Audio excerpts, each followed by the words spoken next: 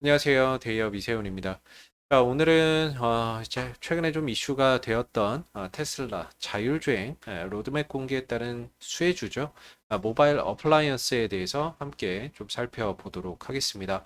자, 중요한 건 최근에 이제 테슬라가 밝혔던 FSD 완전 자율주행 판매 지역 확대에 따른 진짜 어떤 모바일 어플라이언스의 수혜 가능성이 있는지 여부들 한번 좀 체크를 해보고요. 그리고 기술적인 어떤 주가의 흐름들도 같이 한번 살펴보도록 하겠습니다. 지난 이제 9월 5일이었죠. 테슬라가 자율주행 서비스 로드맵을 발표를 했습니다.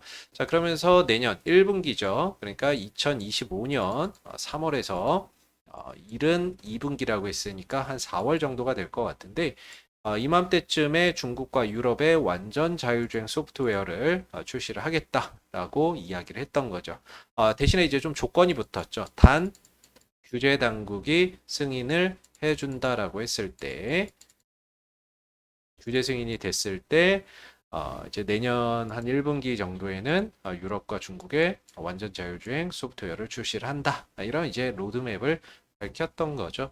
여기에 이제 맞춰서 증시에서는 자율주행 관련주들이 역시나 상승하는 그런 이제 모습들을 보여줬고, 이런 자율주행 같은 어떤 이슈가 생길 때마다 증시에서는 뭐 자율주행 관련주들이 강한 탄력을 한 번씩 보여주거든요. 근데 지금 이게 내년 1분기까지는 어떻게 보면 재료가 살아서 가는 그런 재료라고 볼 수가 있겠죠.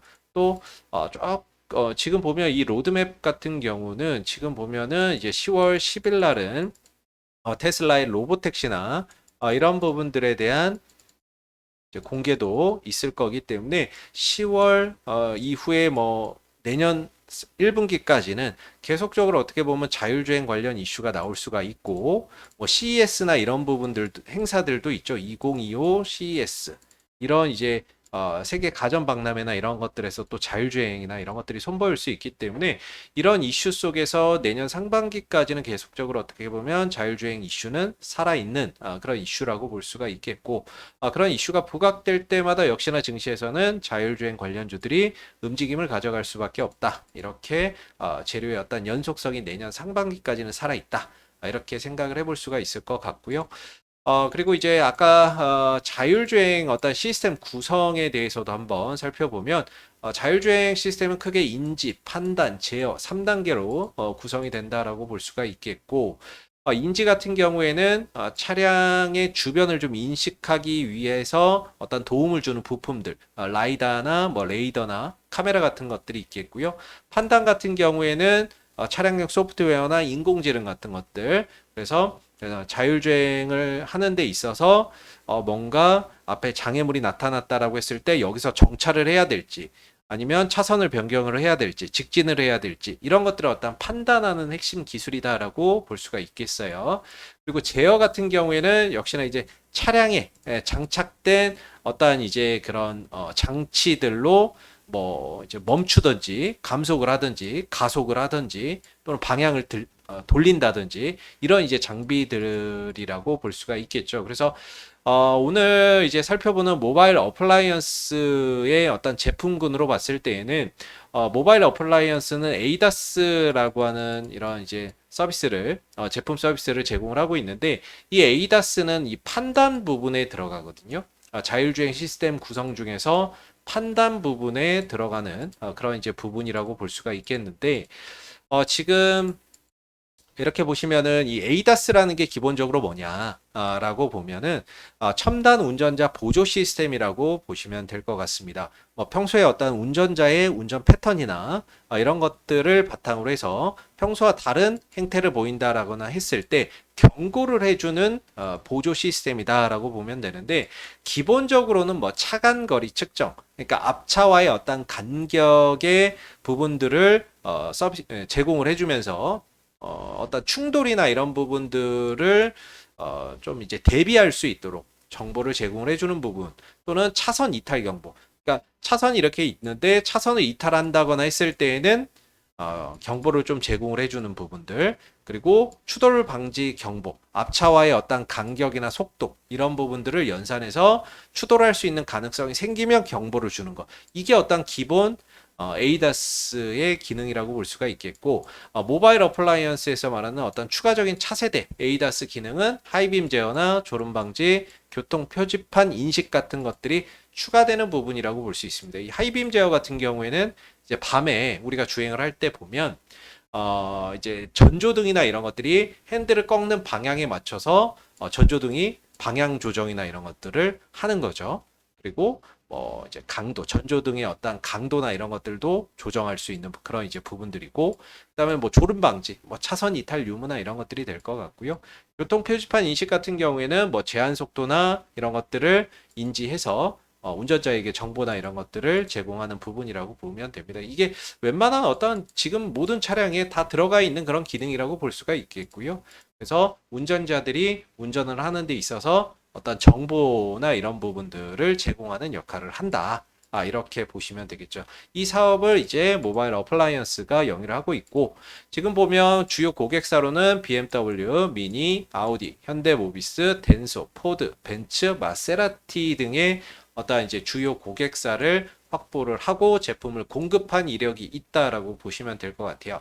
여기는 ADAS, 블랙박스, 그 다음에 헤드업 디스플레이나 이런 것들, 이런 제품들이 관련 고객사에 공급된 이력이 있고, 그 다음에 이제 BMW ADAS라고 해서 독일 본사 BMW에 직접 이 ADAS 제품이 공급된 이력도 있다라고 보시면 되겠습니다. 그래서 이런 어떤 제품을 생산하고 관련 기업들에 공급을 하고 있기 때문에 모바일 어플라이언스가 지금 이제 자율주행 관련 대표적인 하나의 수혜주로 분류가 되고 있는 그런 상황이라고 보시면 될 것 같고요. 그리고 이제 주요 제품 등의 어떤 매출 현황이나 이런 것들을 보시면, 조금 아쉬운 거는 이제 2022년도의 정점을 기준으로 해서 조금씩 매출이나 이런 것들이 감소를 하고 있는 그런 상황입니다. 그래서 작년만 하더라도 그래도 한 500억 가까이는 매출이 나왔던 부분인데, 지금 2024년 반기 기준으로 작년에 반도 못했습니다. 한 140억밖에 못했거든요. 그래서 한 146억 했는데 작년 1년 동안 벌었던 거에 반도 지금 못한 상황이죠. 그렇게 되면 이 흐름으로 간다 그러면 전년 대비해서 매출이나 이런 것들 이익적인 부분들이 조금 이제 감소할 가능성이 높지 않나. 그래서 실적적인 부분에 있어서는 다소 좀 매출과 이익이나 이런 것들이 감소할 가능성이 있다라는 부분들을 우리가 좀 인지를 하고 보실 필요가 있겠고, 그리고 이제 수주 상황인데요. 수주 상황은 과거에 이제 모바일 어플라이언스가 독일의 BMW에 레이더 영상 기록 장치를 공급했던 이력이 있다라는 거. 수주를 했던 이력이 있고, 이미 뭐 수주 일자나 납기 일자 보면 이미 공급이 다 끝난 겁니다. 제품 공급이 다 끝나서 현재는 관련 수주 잔고는 없는 상황이고요. 그리고 일부 벤츠향 영상 기록 장치 공급건도 지난 2021년도에 수주로 해서 22년도에 공급을 완료한 상황이고, 현재 추가적인 어떤 수주 잔고는 없다. 이렇게 보실 수가 있겠습니다. 자, 그래서 이제 전체적인 어떤 매출, 이익적인 부분들을 보면 매출액은 한 500억을 기준으로 해서 전체적으로 오르락 내리락 하는 그런 이제 모습이고요. 영업이익도 역시나 이제 흑자와 적자를 좀 반복하고 있는 그런 상황이죠. 올해 2024년 1분기와 2분기에는 연속 영업이익 적자가 좀 나고 있는 그런 이제 상황이고, 전년도에는 흑자를 기록하긴 했지만 뭐 매출이나 이익적인 부분들이 그렇게 큰 의미가 있어 보이진 않습니다.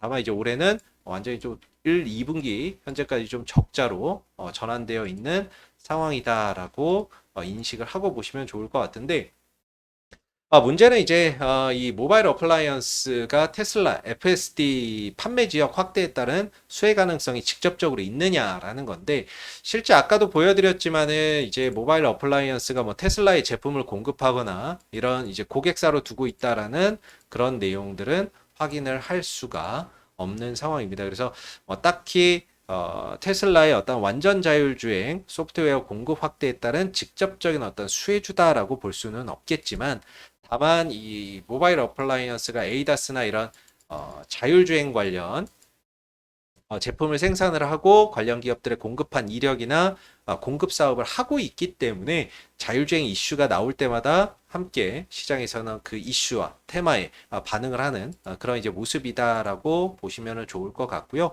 물론 뭐 장기적으로는 자율주행 산업 자체가 이렇게 꾸준히 2030년까지는 계속해서 폭발적인 좀 성장을 보이는 그런 산업으로 전망이 되고 있기 때문에 실제 이런 어떤 산업의 성장 사이클 속에서 모바일 어플라이언스의 에이다스 제품이나 이런 것들이 공급이 확대되는지 또는 어떤 고객사적인 부분들이 지금보다 더 많아지고 그 고객사의 테슬라도 들어가는지 그런 부분들도 이제 계속해서 좀 주목해 볼 필요가 있겠죠.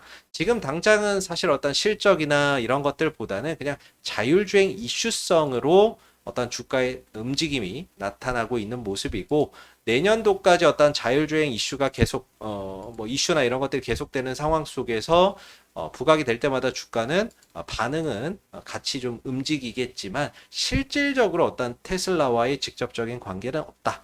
요렇게 조금 정리를 해볼 수 있을 것 같아요. 그래서 차트 흐름들도 간략하게 좀 한번 보면 사실은 이제 장이 좀 끝났는데요. 모바일 어플라이언스는 좀 하락 추세입니다.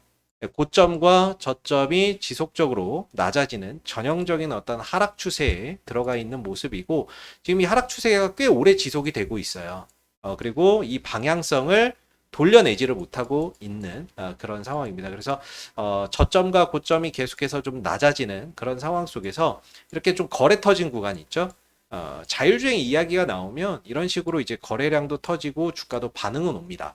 다만 올해 그 흐름들을 유지하지 못하고 결국에는 주가가 좀 되밀리는 이슈 때문에 반응은 오지만 실적이나 이런 것들이 뒷받침되지 못해서 주가가 되밀리고 이슈 때문에 반응은 오지만 역시나 되밀리는 이런 상황들이 좀 반복되고 있거든요. 그래서 지금 보면 이렇게 거래 터진 자리가 이제 주가가 밀리고 나서 올라갈 때는 굉장히 강한 저항으로 작용을 한다라는 그런 이제 모습을 볼 수가 있겠고 최근에 3,000원대에서 계속해서 윗꼬리를 달고 음봉으로 마감되는 그런 이제 모습들이 있었죠.